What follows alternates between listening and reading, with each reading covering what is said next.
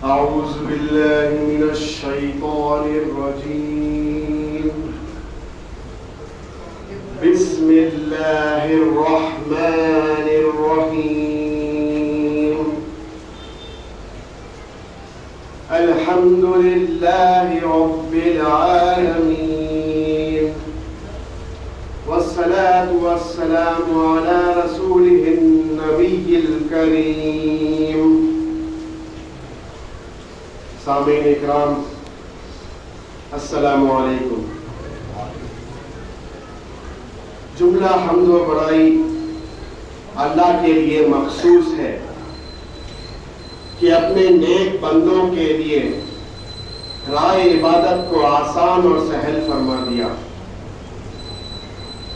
اور اپنے بندوں کے اعمال کے پورے اجر و ثواب کو جود و سخا کے خزانوں سے عطا فرمایا، جو ہمارے حسر و بیان میں نہیں آ سکتے۔ اور ان نیک بندوں کے بدنوں کو نماز و زکوٰۃ کی ادائیگی کے ذریعے برائیوں سے، گناہوں سے پاک و صاف فرمایا۔ میں اللہ تعالیٰ کی بے حد نعمتوں پر اللہ تعالیٰ کی حمد بیان کرتا ہوں اور شکر الہی بجا لاتا ہوں، اس لیے کہ ذات باری تعالیٰ مستحق حمد و شکر ہے، اور گواہی دیتا ہوں کہ نہیں ہے کوئی معبود سوائے اللہ کے، اللہ یکتا و تنہا ہے، جس کا کوئی شریک نہیں۔ ایسی شہادت دیتا ہوں جو شہادت دینے والے کے حق میں جہنم سے نجات کے لیے باعث بنے۔ عذاب جہنم تو ایسا ہوتا ہے وہ کسی پر رحم نہیں کھاتا،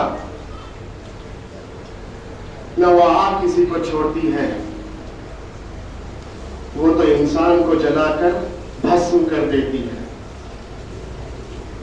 اور گواہی دیتا ہوں کہ ہمارے سردار، ہمارے نبی، ہمارے آقا محمد مصطفیٰ صلی اللہ علیہ وسلم اللہ تعالیٰ کے بندے اور ایسے برگزیدہ رسول ہیں جو کل مخلوق اور انسانوں کے سرتاج و سردار ہیں، اور آپ ہی کے ایک انگشت کے اشارے سے چاند کے دو ٹکڑے ہو گئے،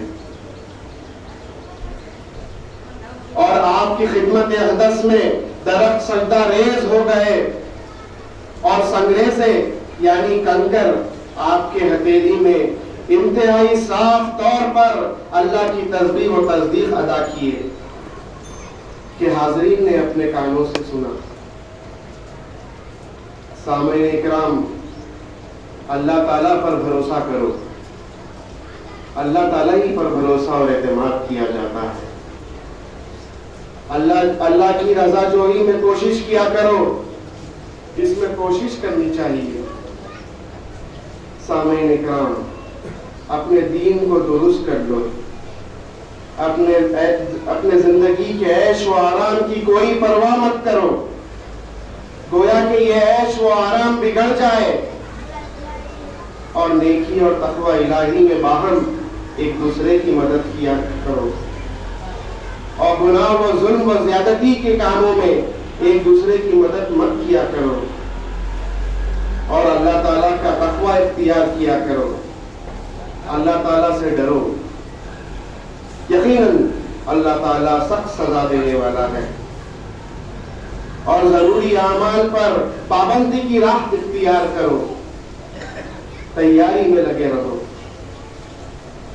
اور سرکشی، کنبہ پروری، حسد و بغض سے بچو، ان برے اعمال سے دور رہو، اور خوب سمجھو کہ حسد کرنے والے کو سرداری و سربلندی نہیں حاصل ہوتی، اور اس کو اپنے حسد و جلن کی وجہ سے رنج و غم، ناکامی و محرومی کے سوا کچھ ہاتھ نہیں آئے گی۔ جان کی قسم، بلا ہے کوئی کہ اللہ کی نعمتوں کو پلٹا سکے، جس سے اللہ تعالیٰ نے اپنے بندوں پر احسان و اکرام فرمایا ہے۔ اللہ تعالیٰ کے رحم و کرم و عطائی کو کون روک سکتا ہے جس کو اللہ تعالیٰ اپنی منشا و مراد موافق تقسیم فرماتا ہے؟ یقین رکھیے کہ جس پر اللہ تعالیٰ کی عنایت و کرم فرمائی ہوتی ہے وہ کامران فتح یاب ہے، اور جس کو اللہ تعالیٰ کی دستگیری ہوتی ہے وہ مسرور و خوش بخت ہے۔ اور یہ کہ ہر نیک و کار اور بدکار کو قیامت کے روز اپنے اپنے اعمال کا پورا پورا بدلہ دیا جائے گا۔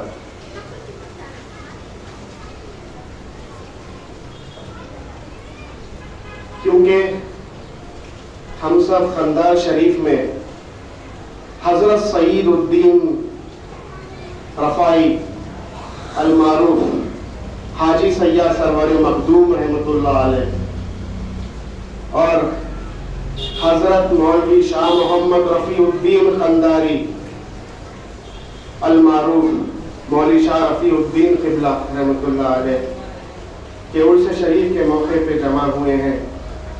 میں چاہتا ہوں کہ کچھ دیر آپ کے سامنے قرآن اور حدیث کی روشنی میں اولیاء اللہ کے بارے میں بیان کروں، ان سے محبت رکھنے کے بارے میں فائدے بتاؤں قرآن اور حدیث کی روشنی میں۔ قرآن پاک میں اللہ تعالیٰ فرماتا ہے اعوذ باللہ من الشیطان الرجیم بسم اللہ الرحمن الرحیم الا ان اولیاء اللہ لا خوف علیہم ولا هم يحزنون۔ غور سے سنیے اس کا ترجمہ۔ الا سے مراد خبردار، اللہ آپ کی توجہ چاہتا ہے،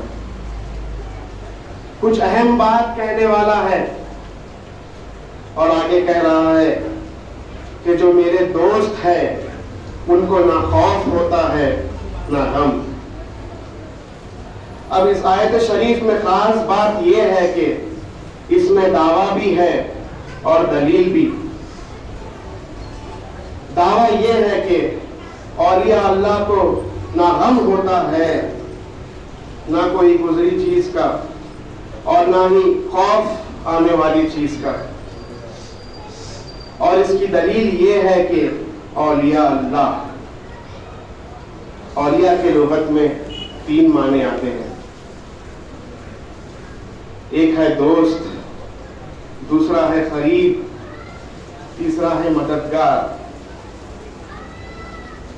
اب اس کو اگر کوئی دنیاوی مثال دینا چاہوں تو کچھ ایسا ہے کہ خیال کیجئے کہ کوئی طاقتور شخصیت جیسے کہ کوئی بادشاہ یا بہت ہی بڑا وزیر ہے، اس کا دوست ہے، تو سوچنے والی بات ہے کہ اس دوست کو اپنے اس بادشاہ یا وزیر کے تعلق کی وجہ سے نہ کوئی خوف ہوتا ہے نہ کوئی غم، اسے اس تعلق کی وجہ سے اتنا ملتا ہے کہ اسے کوئی گزری ہوئی چیز کا غم نہیں ہوتا، اور اس کے یہ تعلق کی وجہ سے آنے والی کوئی چیز کا ڈر نہیں ہوتا۔ ذرا سوچئے، جب اس دنیا دار وزیر سے تعلق رکھنے والا دوست کا یہ عالم ہے تو اس رب العزت کا دوست، اس حقیقی بادشاہ کا دوست کا دلی اطمینان کیسا ہوگا؟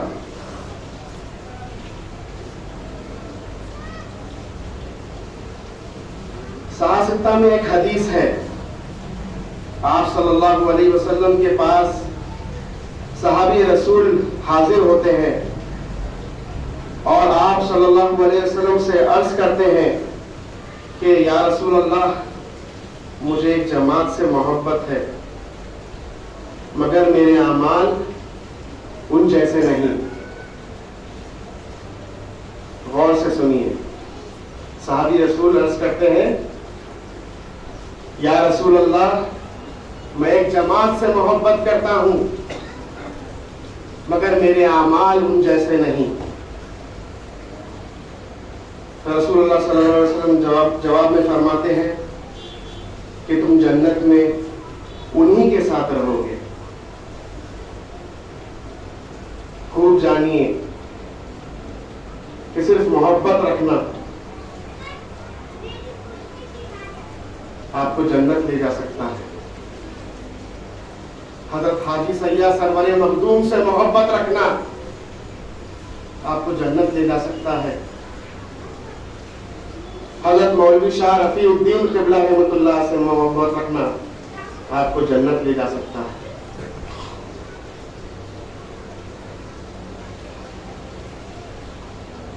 اب یہ دیکھیے کہ یہ محبت آئی کہاں سے.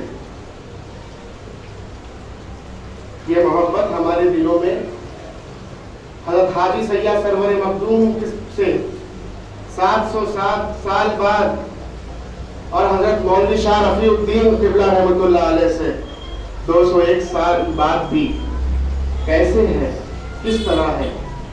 تو صحابہ کی اور ایک حدیث ہے, میں آپ کو سناتا ہوں. اللہ تعالیٰ ارشاد فرماتا ہے جبریل علیہ السلام سے کہ اے جبریل میں فلاں شخص سے محبت کرتا ہوں, تم بھی کرو. اللہ تعالیٰ ارشاد فرما رہا ہے کہ اے جبریل میں فلاں شخص سے محبت کرتا ہوں, تم بھی کرو. یہاں پہ فلاں کون ہے؟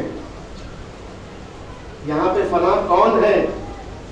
حضرت حاجی سیاح سرور مخدوم ہے, حضرت مولوی شاہ رفیع الدین ہے. جبریل علیہ السلام جواب دیتے ہیں, عرض کرتے ہیں کہ اے اللہ میں بھی فلاں سے محبت کرتا ہوں. پھر اللہ تعالیٰ فرماتے ہیں جاؤ جا کر آسمان کے سارے فرشتوں سے کہہ دو کہ اللہ فلاں سے محبت کرتا ہے, تم بھی کرو. فرشتے کہتے ہیں ہم بھی فلاں سے محبت کرتے ہیں, ہم بھی فلاں سے محبت کرتے ہیں. اللہ کا حکم ہوتا ہے فرشتوں پر کہ جاؤ جا کر نیک دلوں میں فلاں کی محبت ڈال دو. اللہ کا حکم ہو رہا ہے فرشتوں سے کہ جاؤ جا کر نیک دلوں میں فلاں کی محبت ڈال دو. یہ فلاں کون ہے؟ حاجی سیاح سرور مخدوم ہے, مولوی شاہ رفیع الدین ہے.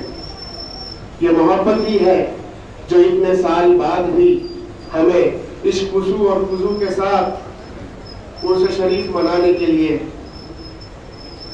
لا رہی ہے. یہاں پر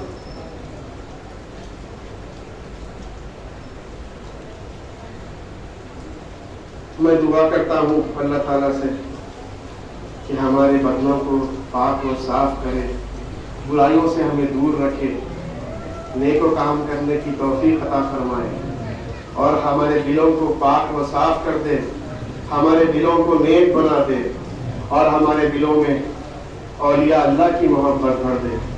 وآخر دعوانا الحمدللہ رب العالمین والصلاة والسلام علی رسول النبی الکریم. جو لوگ